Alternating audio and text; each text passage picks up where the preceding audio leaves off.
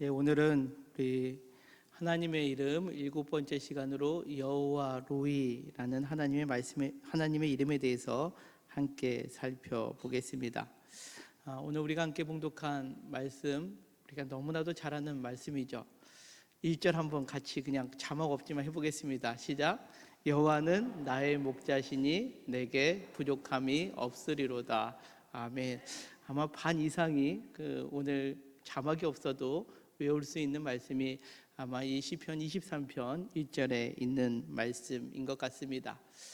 오늘 우리가 함께 봉독한 시편 23편 여호와는 나의 목자시니 라고 할 때 이 여호와의 나의 목자가 오늘 설교의 제목인 여호와 로이라는 이름입니다.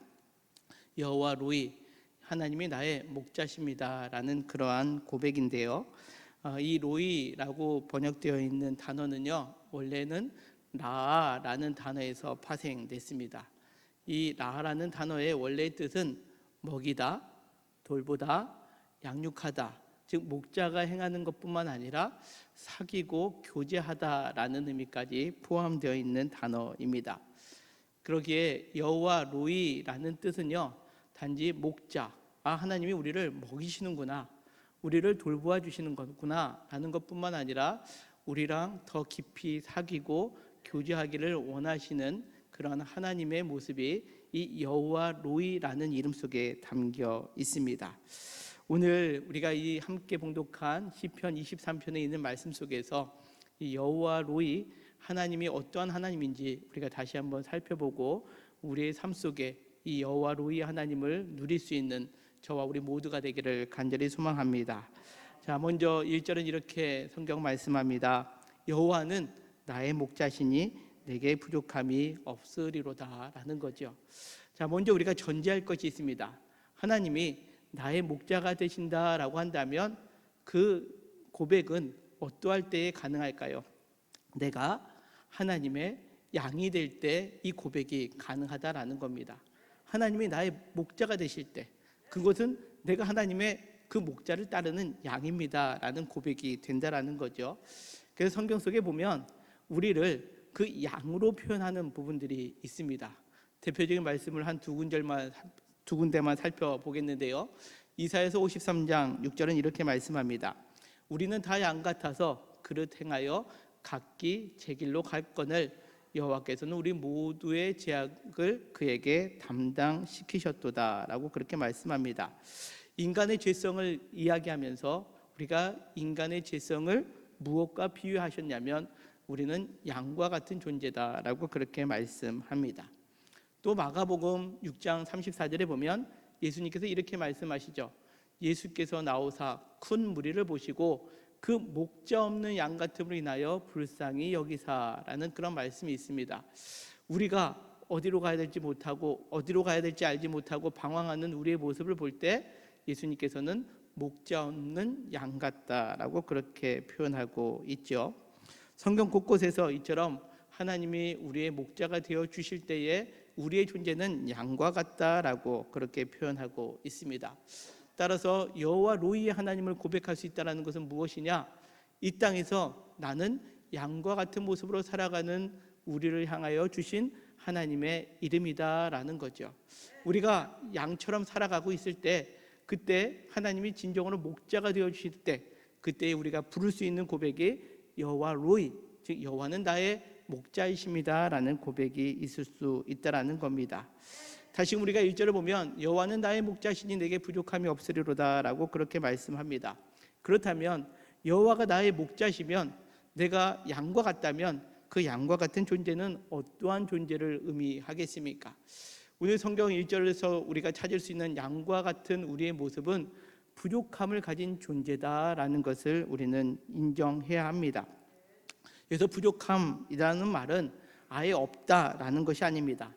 있긴 있지만, 하지만 무언가 결핍되었다라고 생각하고 무언가 완전하지 못하다고 해서 끊임없이 만족함을 누리지 못하는 불안한 상태, 이것이 양이 갖고 있는 부족함의 존재의 모습이고 결핍의 상태다라는 것을 의미합니다. 우리 인생을 한번 되돌아보십시오. 우리가 무언가에 만족하며 삶을 살아가고 있습니까? 아니면 무언가 항상 부족하고 모자라다라는 마음속에 우리가 삶을 살아가고 계십니까? 설교를 준비하다가 친한 선배 목사님이 인터넷에 올린 글을 보게 되었는데요. 오늘 이 부족함, 결핍에 관한 내용과 딱 맞아떨어지는 예화가 있어서 소개하고자 합니다.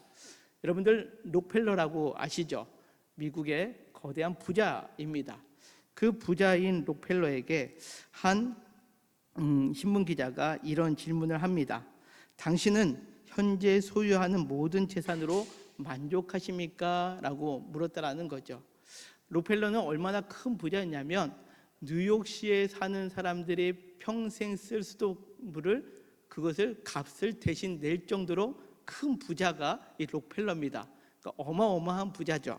근데 그 부자에게 당신은 현재 소유하고 있는 모든 재산으로 만족합니까? 라고 물었을 때 록펠러가 아니요, 그럴 수 없습니다 라고 대답했다라는 겁니다. 그러자 기자가 더 묻습니다. 그러면 얼마나 더 소유하면 만족하시겠습니까? 라고 물었을 때에 록펠러가 이렇게 대답했다고 합니다. 조금만 더요 라고 그렇게 대답했다라는 거죠. 조금만 더요. 자, 여러분들 이처럼 사람 마음속에 우리는 항상 이 조금만 더 있으면 좋겠다라는 생각 하지 않습니까? 내게 무언가 채워졌다라고 여겼을 때 처음에는 만족스러울 수 있습니다. 근데 그 만족함보다 조금만 더 있으면 내가 더 만족할 것 같은데 라는 마음을 갖는 것, 이게 우리 사람의 모습이다라는 거죠. 왜 그럴까요? 조금만 더 원하는 이 부족함을 갖는 존재의 가장 큰 의미는 바로 우리가 영적으로 결핍되어 있기 때문에 그렇습니다. 우리는 하나님의 형상을 따라 지음받은 존재입니다.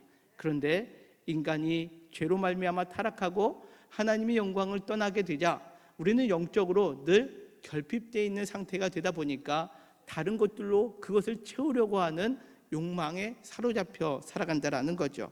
그러기에 그 부족함을 채우게 하여 물질로 채우기도 하고 명예로도 채우려고 하고 또 권세로도 그것을 채우려고 하고 사람으로도 내 부족함을 채우려고 하지만 그것에 만족하는 사람은 없다라는 거죠.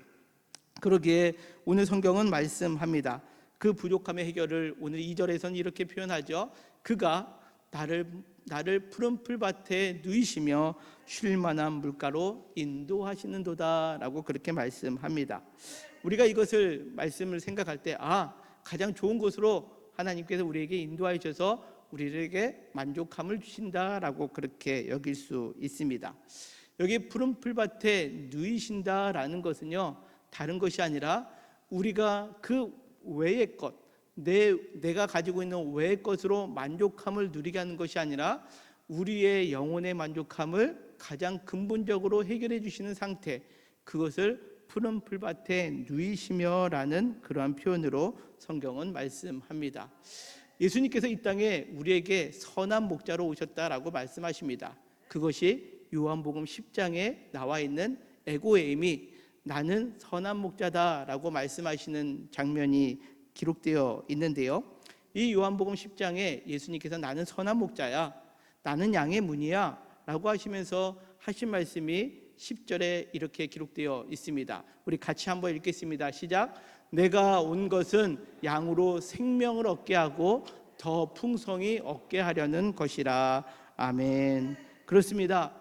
하나님께서 우리의 목자로 오신 가장 큰 이유는 우리가 세상에서 누리고자 하는 조금만 더의 만족을 주시려고 오신 것이 아니라 우리에게 생명을 얻게 하고 그 생명을 통해서 더 풍성히 얻게 하시기 위하여 이 땅에 오셨음을 예수님께서 말씀하셨습니다. 그렇게 오신 분이 누구라고요? 선한 목자 되시는 예수님. 그리고 오늘 다윗이 고백하고 있는 시편 23편에 나와 있는 여호와 로이, 여호와가 나의 목자이심을 고백하는 그런 하나님이시다라는 것을 오늘 성경은 말씀합니다. 그럴 때에 시편 107편 9절에서 이렇게 고백합니다.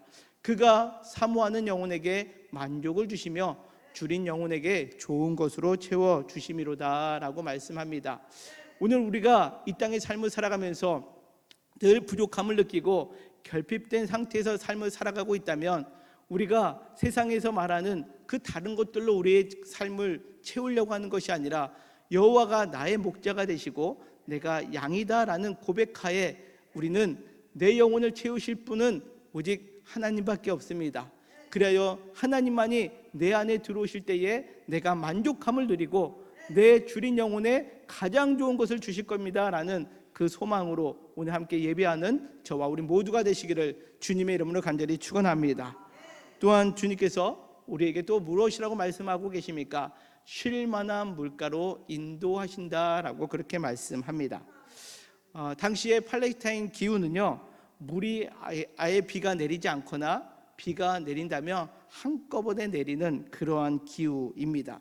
그래서 물이 잔잔하게 흐를 때가 별로 없는 거죠. 아예 마르거나 아니면 물이 세차게 흘러가는 경우가 많았습니다. 양은요, 겁이 많습니다. 그래서 물살이 세면 물을 먹지 못한다라는 거죠. 양들이 그러면 그 세차게 흐르는 물줄기 속에서 물을 먹기 위해서는 어떻게 해야 될까요? 목자가 그 물줄기에 돌을 갖다가 쌌습니다. 그래서 그 물길을 막는 거죠. 그럼 물이 고이거나 그 물살이 약해질 때 그때 양들이 물을 먹게 한다라는 겁니다. 그것이 쉴 만한 물가로 인도하심입니다. 하나님께서 우리를 채워가게 하여 주시고 만족스럽게 하는 것은 많은 것들로 부어서 우리를 만족하게 하는 것이 아니라 우리에게 필요한 것을 필요한 만큼 하나님께서 우리에게 채워주시는 것, 이것이 오늘 성경에서 말씀하고 있는 쉴 만한 물가로 인도해 주신다라는 거죠. 세상에 많은 사람들은 적은 것보다 많은 것이 좋다라고 합니다. 물질도 힘도 건강도 폭포수같이 쏟아지는 것을 우리는 원하지 않습니까? 그런데 하나님께서 우리의 영혼에 만족을 주시기 위해서는 폭포수같이 쏟아지는 것을 허락하신다라고 말씀하지 않습니다. 오늘 성경에 말씀하는 것처럼 양에게 필요한 것은 폭포수같이 쏟아지는 물줄기가 아니라 그것을 막아 때로는 잔잔하게 흐르고 그 잔잔하게 흐르는 곳을 쉴 만한 물가로 여겨지는 그 상태를 하나님께서는 우리에게 만족함으로 인도하여 주신다라고 성경은 말씀합니다. 하나님께서 보시기에 나에게 가장 좋은 것으로 하나님은 인도하여 주신다라는 거죠. 우리가 볼 때에 폭포수같이 쏟아지는 것이 좋은 것으로 여기는 것이 아니라 하나님이 양의 습성을 알기에 양에게 가장 합당하게 쉴 만한 곳으로 우리의 초소를 마련해 주시는 것, 여러분들 이 목자 되시는 하나님이 우리의 하나님이 되심을 이 시간 예배 가운데 고백하는 우리 모두가 되기를 간절히 소망합니다. 그러게 시편 34편 10절에 이렇게 말씀합니다. 젊은 사자는 궁핍하여 줄일지라도 여호와를 찾는 자는 모든 좋은 것에 부족함이 없으리로다 라고 그렇게 말씀합니다. 여기서 말하는 젊은 사자는 어떠한 존재입니까? 힘이 세고 혈기왕성한 그러한 사자입니다. 이 혈기왕성한 사자는 사냥감을 놓치는 경우가 없습니다. 그런데 그런 사자라도 이 땅에서 때로는 줄일 때가 있다라는 거죠. 하지만 목자 되시는 그 여호와를 찾는 자는 모든 좋은 것에 부족함이 없게 하신다라고 성경은 우리에게 약속하고 있습니다. 사랑하는 성도 여러분, 여러분들에게 부족함이 무엇이 있다라고 여겨지십니까?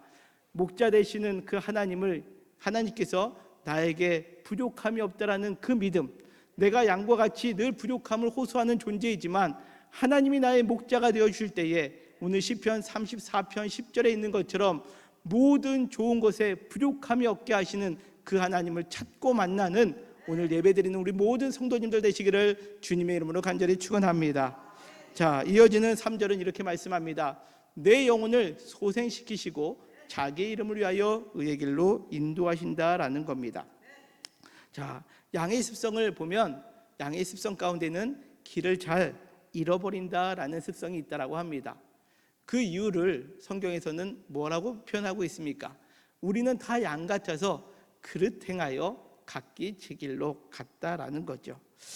앞에서 말씀드린 것처럼 우리는 다 양 같아서요, 이와 같이 목자 되시는 주님이 계심에도 불구하고 우리는 각자 제 길로 가는 존재다라는 거죠. 내가 원하는 대로, 내가 만족스러운 대로 우리가 찾아가는 존재다라는 겁니다. 그렇다면 말씀 가운데 목자 되시는 하나님께 온전히 따라가면 만족함을 주시고 쉴만한 물가로 인도해 주신다라고 하셨음에도 불구하고 우리는 왜 자꾸만 그릇 행하여 각기 제 길로 갈까요? 그 이유는 양은 시력이 나쁘기 때문에 그렇다라는 거죠. 앞을 제대로 못 본다라는 겁니다. 그러기에 양들은 제 길로 간다라는 겁니다. 어찌 보면 우리랑 똑같습니다. 우리도 영적인 시력이 약해질 때 죄를 죄로 보지 않습니다. 내가 행하는 것들은 극히 당연한 것으로 여기고요, 남이 하는 것만 죄로 보고 내가 행하고 있는 것은 죄로 보지 못하는 그런 어리석은 가운데 있게 된다라는 거죠. 그러다 보니까 눈앞에 만족스러운 것만 쫓습니다. 그러기에 하나님께서 우리에게 약속하신 것을 바라보기보다는 지금 당장 눈앞에 있는 내게 필요하다라고 여겨지는 것들만 쫓고 삶을 살아가다 보니까 어느 순간에 하나님을 놓치고 각기 제 길로 가는 그런 양과 같은 존재가 되어버린다라는 거죠. 하나님을 믿는 우리도 때로는 이 영적인 시력이 떨어지게 되면 어떻습니까? 세상의 것이 좋다라고 쫓아가게 되는 경우들을 우리가 종종 보지 않습니까? 세상의 방식으로, 세상의 그 시각으로 우리의 신앙도 평가해버리는 그런 어리석은 가운데 있게 됨을 우리는 기억할 수 있어야 합니다. 이 양이 각기 제 길로 가는 또 심각한 문제가 있는데, 그것은 양은요 방향 감각이 없다라는 겁니다. 어디로 가야 될지 알지 못한다라는 거죠. 어떤 분들을 보면요, 큰 쇼핑센터에 가서 A라는 문으로 들어가면 다시 A라는 문으로 못 나오고 C나 D로 나가시는 분들이 계시더라고요. 왜냐하면 방향 감각이 못 찾는 분들이 있다라고 하더라고요. 저는 이해가 안 되는데 그런 분이 있더라고요. 혹시 여기도 계실지는 모르겠지만 왜 그렇습니까? 그 공간 능력이 떨어져서 그렇다라는 겁니다. 여러분들, 아이를 잃어버렸을 때에 그 아이를 찾는 방법이 뭘까요? 우리가 아이들을 미아가 되지 않게 해서 교육할 때 혹시 부모님을 잃어버리면 어떻게 하라고 합니까? 그 자리에 있으라고 합니다. 그렇죠? 그래야지 부모가 그 아이를 찾을 수 있다는 겁니다. 그런데 그 아이를 못 찾는 가장 큰 이유는 뭡니까? 아이가 자기가 부모를 찾겠다고 여기저기 쫓아다니다 보면 어느새 방향 감각을 잃어서 그 아이를 잃어버리는 경우들이 있다라는 거죠. 근데 그 아이와 같은 존재가 어찌 보면 양과 같은 우리의 모습이다라는 거죠. 내가 하나님을 찾으려고 또 내가 더 좋은 곳으로, 더 부족함이 없는 곳을 찾아다니다 보면 어느 순간에 우리는 길을 잃어버리는 그런 양과 같은 존재가 되어서 아까 읽었던 이사야서 53장에 있는 말씀처럼 양이 되어서 각기 제갈 길로 가서 하나님 보시기에 죄악된 길을 걸어갈 수밖에 없는 존재, 그것이 우리다라는 것을 성경은 말씀합니다. 이러한 양과 같은 존재를 오늘 성경은 뭐라고요? 다시 시편 23편 3절을 읽으면 내 영혼을 소생시키시고 자기 이름을 위하여 의의 길로 인도하신다라고 그렇게 말씀하고 있습니다. 여기서 내 영혼을 소생시킨다라는 표현은요 어떠한 의미일까요? 목자가 양을 이끌고 가는데요, 양은 시력도 안 좋고 방향감도 없다 보니까 어느 틈에 목자가 잠시 보지 못하는 사이에 낭떠러지를 떨어지거나 아니면 웅덩이에 빠지거나 이러한 그런 양들이 생기게 됩니다. 그때에 목자는 그 양을 찾아가서 물을 먹이고 상처난 곳을 싸매어 주는 것, 이것을 소생시킨다라는 표현을 쓰고 있습니다. 목자는 그 길을 잃어버려 가시던 불에 찢기고 상한 양들을 그를 보호해 주시고 다시금 돌본다라는 것이 소생시킨다라고 우리가 생각하는데요. 근데 이 소생시키다라는 이 단어의 시브리어 원래의 뜻을 무엇이냐면 슈브라는 단어를 쓰고 있는데, 우리 이 슈브라는 단어 종종 들어왔죠? 어떤 의미가 있습니까? 되돌아오다, 회복하다, 회개하다라는 의미가 있습니다. 무엇을 의미할까요? 우리가 잘못된 길로 가서 방황하고 상처 입고 고통받을 때 주님께서는 우리에게 찾아와 주셔서 우리의 상처를 싸매어 주시는 것으로 끝나는 것이 아니라, 새 힘을 공급하여 주시는 것으로 끝나는 것이 아니라 우리로 하여금 다시금 되돌아오게 하신다라는 거죠. 어디로? 목자의 곁으로 되돌아게 하시는 것, 이것이 우리의 영혼을 소생시키는 것이다 라고 말씀하고 있습니다. 우리가 인생을 살아가다가 때로는 힘이 빠질 때 있습니다. 막막할 때 있습니다. 근데 어떤 순간에 그렇게 막막하고 힘이 빠지는데 어느 순간에 나에게 힘이 살짝 생기는 순간이 있습니다. 여러분들 그런 경험 있지 않습니까? 아, 그래, 힘내봐야지 라고 내 마음속에, 내 환경 가운데 힘을 얻게 되는 때 우리는 그때 어떻게 해야 됩니까? 그 힘으로 세상을 향하여 더 나아가는 존재가 아니라, 야, 이 힘을 주신 이유는 하나님께로 돌아오라고 하시는 이유구나 라고 생각하고 하나님께로 되돌아가야 된다라는 것을 성경은 말씀합니다. 잘못된 길을 걸어가다가 힘을 얻을 때, 야, 이 힘으로 내가 지금 가는 길이 맞아 라고 해서 가는 것이 아니라, 그 힘은 세상으로 가는 힘이 아닌 주께로 돌아가야 함을 기억하는 저와 우리 모두가 되시기를 간절히 소망합니다. 그러면서 오늘 성경 말씀합니다. 그들을 의의 길로 인도하신다라는 거죠. 여기 인도하신다라는 것은 그냥 단순히 목자가 원하는 곳으로 끌고 간다, 이끈다라는 표현이 아닙니다. 여기 인도하시는도다라고 할 때 이 인도하신다라는 말은요, 히브리어로 야느헤니라는 단어를 쓰는데 원어로는 나하라는 단어입니다. 이거는 가장 언제 많이 쓰고 있는 단어냐? 이스라엘 백성들이 광야에서 가나안으로 가는 여정 속에 있을 때에 하나님의 인도하심을 나타낼 때 이 인도하신다라는 단어를 쓰고 있다는 거죠. 이스라엘 백성들이 광야에서 가나안 땅으로 이어져 나갈 때 여러분들 무엇을 보고 쫓았습니까? 낮에는 구름 기둥, 밤에는 불 기둥을 보면서 그들은 하나님의 인도하신 가운데 거했다라는 거죠.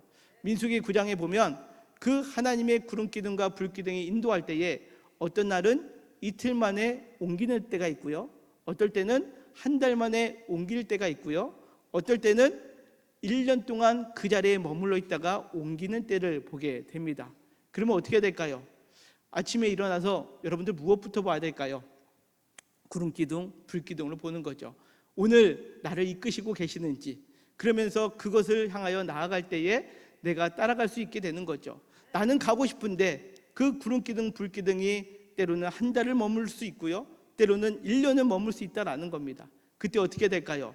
나는 나의 길을 가련다 가는 것이 아니라 여기 인도하신다라는 것은 하나님께서 전적으로 나를 이끌어신다라는 믿음 안에 거한다라는 것을 의미합니다.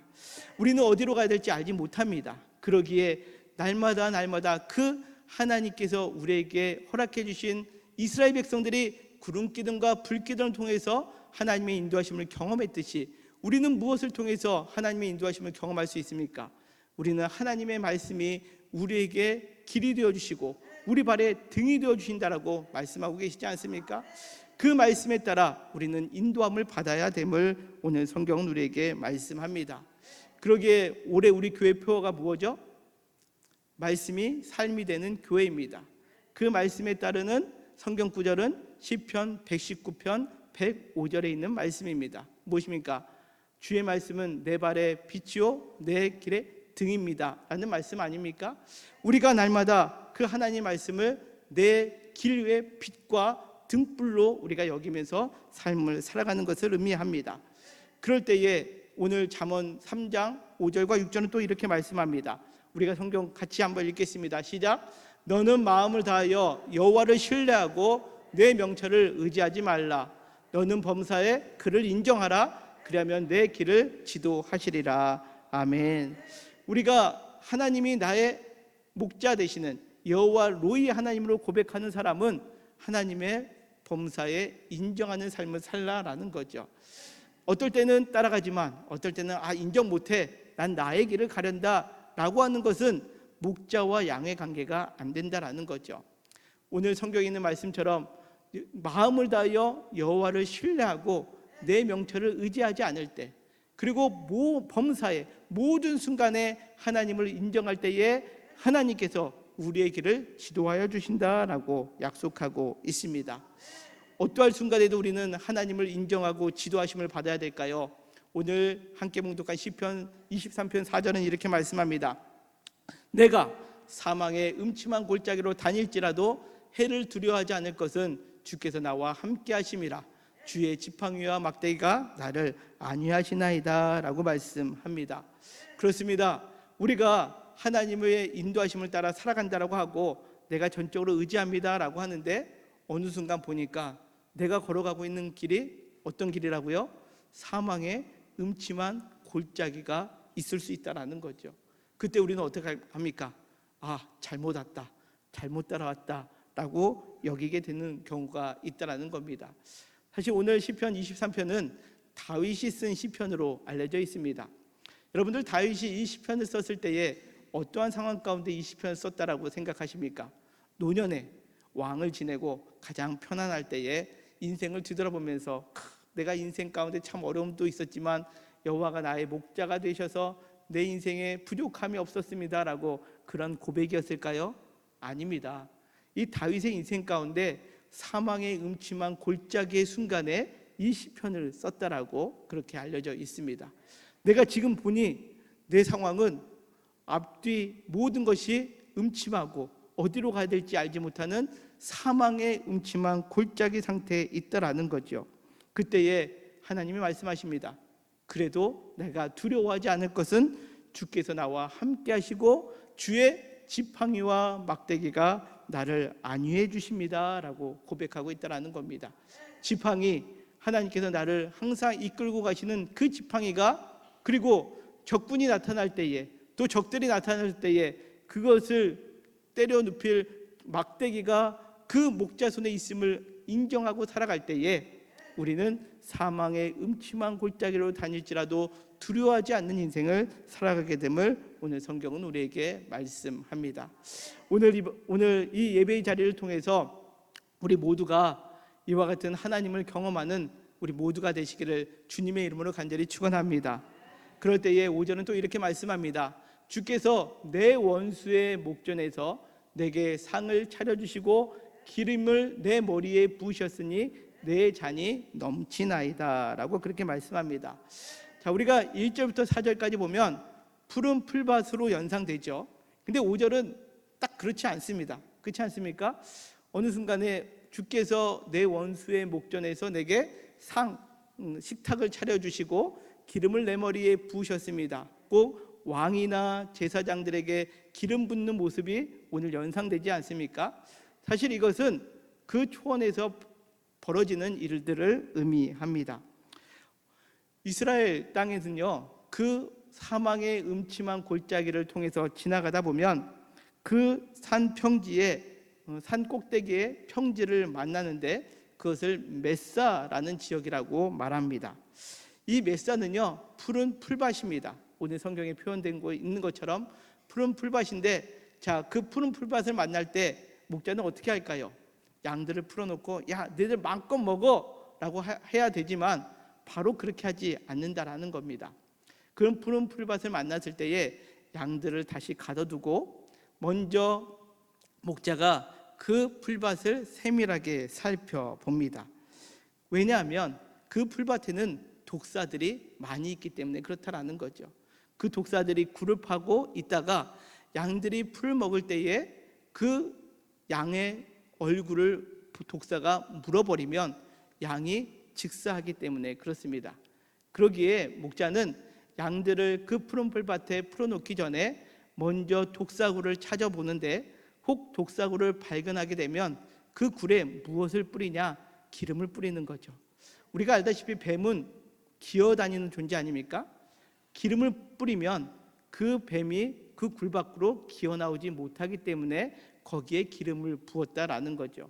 뿐만 아니라 양들에게도 기름을 뿌려서 혹 이제 양들이 풀을 먹다가 뱀이 그 기름 냄새를 맡으면 여기에 기름이 있구나, 가까이 가지 말자라고 하면서 양을 물지 않게 된다라는 거죠. 이것이 오늘 성경에 표현되고 있는 주께서 내 원수의 목전에서 내게 상을 차려주시고 기름을 내 머리에 부으셨다라는 의미입니다. 지금 푸른 풀밭, 나를 공격하려는 독사들이 있지만 그곳에 지금 푸른 풀밭을 차려주셨고요, 이제 내 머리에 기름을 부어주셔서 내가 마음껏 그것을 누릴 수 있도록 하여 주신다라는 것이 오늘 5절의 표현이다라는 겁니다. 그때에 내 잔이 넘치나이다. 내가 그동안 부족함을 느꼈다면 이제는 그 목자를 따라가서 그 메사라는 지역에서 그 목자가 모든 조치를 취하고 나면 이제는 나에게 잔이 넘치는 그러한 모습이 된다라는 것을 오늘 성경은 우리에게 말씀합니다. 그러면서 마지막으로 6절은 이렇게 말씀합니다. 우리 같이 한번 읽겠습니다. 시작. 내 평생의 선하심과 인자하심이 반드시 나를 따르리니 내가 여호와의 집에 영원히 살리로다. 아멘. 그렇습니다. 오늘 성경에 보면 우리가 오늘 말씀을 통해서 오해할 수 있는 것이 있습니다. 야, 우리가 목자를 따라가면 푸른 풀밭에서 마음껏 누리며 만족함을 누리며 쉴만한 물가로 인도하고 사망의 음침한 골짜기에서도 우리가 보호받을 수 있어 라고 생각합니다.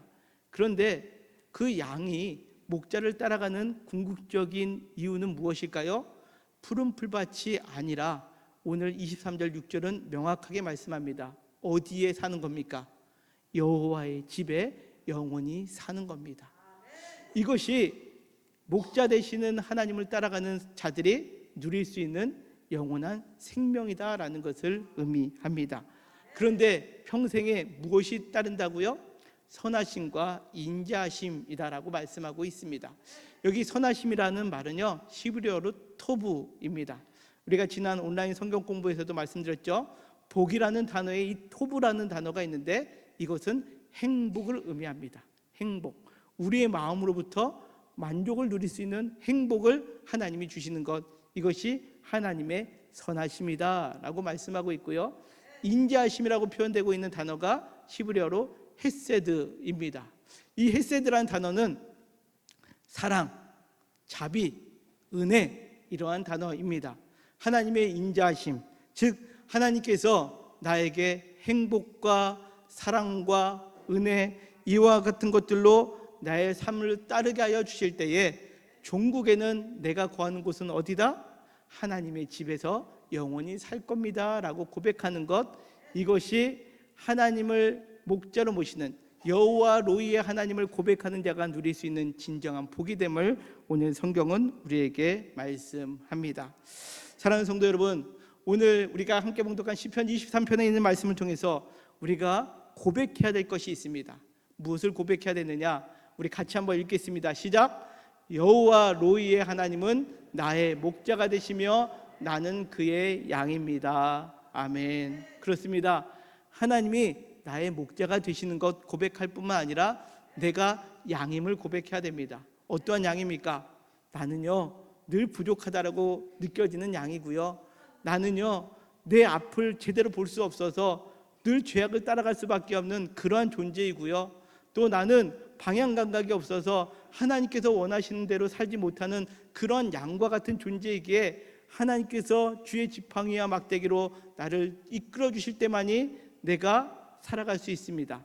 내가 양입니다 라는 고백을 해야 된다라는 거죠. 다음으로 우리가 고백해야 될 것은 이겁니다. 같이 읽겠습니다. 시작.